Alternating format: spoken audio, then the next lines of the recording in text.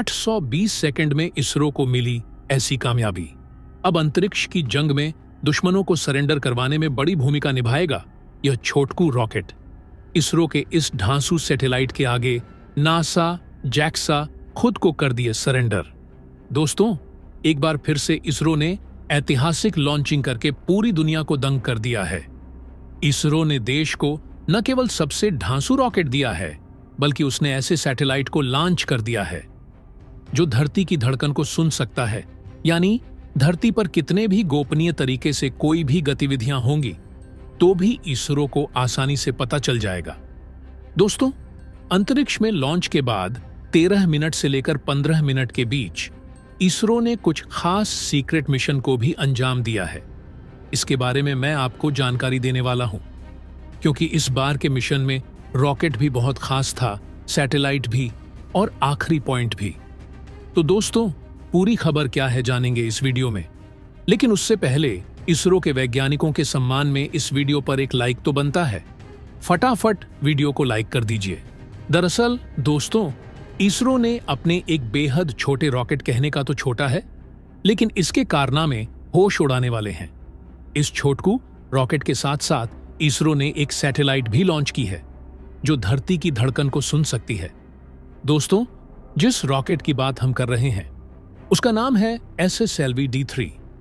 SSLV यानी small satellite launch vehicle और D3 मतलब तीसरी डेमोन्स्ट्रेशन फ्लाइट।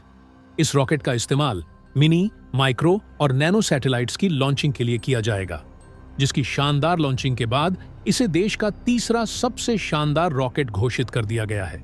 यानी पूरी तरह से ऑपरेशनल रॉकेट का दर्जा मिल चुका है। बहुत खास रॉकेट है भारत का SSLV-D3 रॉकेट। इससे लो अर्थ ऑर्बिट में 500 किलोग्राम तक के सैटेलाइट्स को 500 किलोमीटर से नीचे या फिर 300 किलोग्राम के सैटेलाइट्स को सन सिंक्रोनस ऑनऑर्बिट में भेज सकते हैं। इस ऑनऑर्बिट की हाइट 500 किलोमीटर के ऊपर होती है।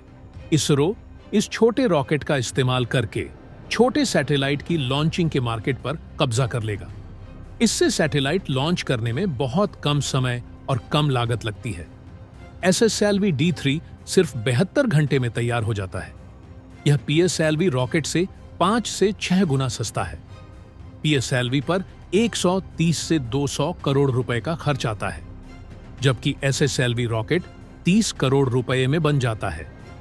SSLV रॉकेट की लंबाई 34 मीटर है। इसका व्यास 2 मीटर है। SSLV का वजन 120 टन है। दोस्तों, यह छोटा रॉकेट अब अंतरिक्ष की जंग में दुश्मनों को सरेंडर करवाने में बड़ी भूमिका निभाने वाला है। इस नई पीढ़ी के कॉम्पैक्ट रॉकेट के जरिए भारत अब राइड शेयरिंग मोड पर सैटेलाइट भेजने में कामयाब हो जाएगा। चीन जैसे पड़ोसी को कंपटीशन में उसकी औकात दिखाने के लिए यह बहुत ही काम का हथियार साबित होने वाला है। बड़ी बात तो यह है कि इसकी लॉन्चिंग के साथ ही भारत को दनादन ऑर्डर मिलने शुरू हो चुके हैं। अब इसरो इस रॉकेट से एक साल में 30 से ज्यादा लॉन्चिंग कर सकता है। यूरोपीय देश सैटेलाइट लॉन्च करने के लिए बहुत हद तक रूस पर निर्भर रहते आए हैं और रूसी अंतरिक्ष यान सोयुज सालों से यूरोपीय सैटेलाइट को अंतरिक्ष में भेजता रहा है। लेकिन यूक्रेन युद्ध शुरू होने के बाद से यूरोपीय देशों ने रूस से दूरी बनाना शुरू कर दिया, जिसकी वजह से रूस को मिलने वाले ऑर्डर में भारी गिरावट आ गई। अमेरिकी और यूरोपीय प्रतिबंधों ने भी रूसी स्पेस सेक्टर को भारी नुकसान पहुंचाया है। तो वहीं चीन की तकनीक पर ये देश भरोसा नहीं करते हैं, क्योंकि वो इनकी जासूसी कर सकता है, जिसका फायदा भारत को मिल रहा है। और भारत लगातार अपनी रॉकेट लॉन्च कैपेबिलिटी को डेवलप कर रहा था, जिससे इस मामले में दुनिया में सबसे किफायती और सेफ लॉन्चिंग को अंजाम दे सके। और इस दिशा में SSLV को मिली कामयाबी मील का पत्थर साबित होने वाली है, क्योंकि अब कई देश अपने सैटेलाइट लॉन्च करवाने के लिए इसरो से संपर्क कर रहे हैं। वहीं ऑस्ट्रेलिया ने सैटेलाइट लॉन्चिंग के लिए भारत के साथ बड़ी डील की है। दरअसल दोस्तों, इसरो की commercial arm new space India limited ने $18 मिलियन का ऑस्ट्रेलियाई फर्म स्पेस मशीन के साथ एग्रीमेंट किया है, जिसके तहत यह 2026 में इसरो के SSLV से सैटेलाइट पेलोड्स लॉन्च करेगी। यह ऑस्ट्रेलिया का अब तक लॉन्च किया गया सबसे बड़ा सैटेलाइट होगा। सबसे बड़ी बात यह है कि इसमें भारत की प्राइवेट कंपनियां भी हिस्सा लेंगी, जिसमें डोमेस्टिक स्पेस इंजीनियरिंग फर्म अनंत टेक्नोलॉजीज भी शामिल है, जिसने पिछले कई मिशनों में इसरो को इंजीनियरिंग सर्विसेज देकर मदद की है। स्पेस प्रोग्राम में प्राइवेट स्टार्टअप को आगे लाने के लिए सरकार SSLV का प्राइवेटाइजेशन भी कर रही है, जिससे स्पेस की ताकत में भारत सबसे आगे जा सके। नीलामी के बाद SSLV का मैन्युफैक्चरिंग और ऑपरेशन प्राइवेट सेक्टर करने में सक्षम हो जाएंगे। अब आपको बताता हूं कि इसरो ने जो सैटेलाइट लॉन्च किया है वो क्यों इतना खास है। तो दोस्तों, इसरो ने SSLV D3 रॉकेट की मदद से EOS-08 और SR-0 सैटेलाइट्स को छोड़ा है। इस नए सैटेलाइट से पर्यावरण की मॉनिटरिंग, डिजास्टर मैनेजमेंट आसान हो जाएगी। इनको धरती से 475 किलोमीटर की ऊंचाई के सर्कुलर ऑर्बिट में डाला गया है।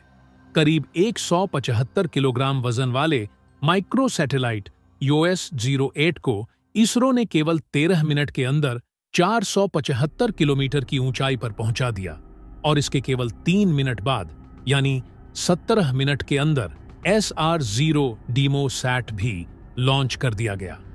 दोस्तों, यह EOS-08 सैटेलाइट बड़े काम का सैटेलाइट है। EOS-08 सैटेलाइट, यह सैटेलाइट धरती की हर धड़कन सुनकर इसरो को पहले ही बता देगा धरती की हलचल यानी भूकंप, सुनामी या किसी भी नेचुरल डिजास्टर्स की जानकारी मिल सकेगी। सैटेलाइट में 3 स्टेट ऑफ आर्ट पेलोड लगे हैं। पहला पेलोड इलेक्ट्रो ऑप्टिकल इंफ्रारेड यानी IOIR पेलोड है, जो दिन रात मिड और लॉन्ग वेव की इंफ्रारेड तस्वीरें लेगा। दूसरा payload global navigation satellite system reflectometry payload, जो नेविगेशन की जानकारी देगा। और तीसरा सिलिकॉन कार्बाइड डोसीमीटर पेलोड है। दोस्तों, इसरो का यह मिशन भारत के साथ साथ पूरी दुनिया के लिए खास है। इस सैटेलाइट का टाइम पीरियड 1 ईयर है। अब दोस्तों, एक और बात इस मिशन में हुई है, वह यह कि इसरो इस मिशन के जरिए भी अपने सीक्रेट एक्सपेरिमेंट को अंजाम देने में कामयाब रहा है। दरअसल यह जो SSLV D3 रॉकेट है, वह 3 स्टेज वाला सॉलिड फ्यूल से चलने वाला रॉकेट है, लेकिन इसके लास्ट पार्ट यानी वेलोसिटी ट्रिमिंग मॉड्यूल में लिक्विड फ्यूल का इस्तेमाल होता है और रॉकेट का यही पार्ट सैटेलाइट को लॉन्च करने का काम करता है। उड़ान भरने के ठीक 13 मिनट बाद रॉकेट EOS-08 को उसकी ऑर्बिट में छोड़ेगा और लगभग 3 मिनट बाद SR-0 अलग हो जाएगा। इसने 475 किलोमीटर की ऊंचाई पर सैटेलाइट लॉन्च करने के बाद अपना मिशन स्टार्ट कर दिया।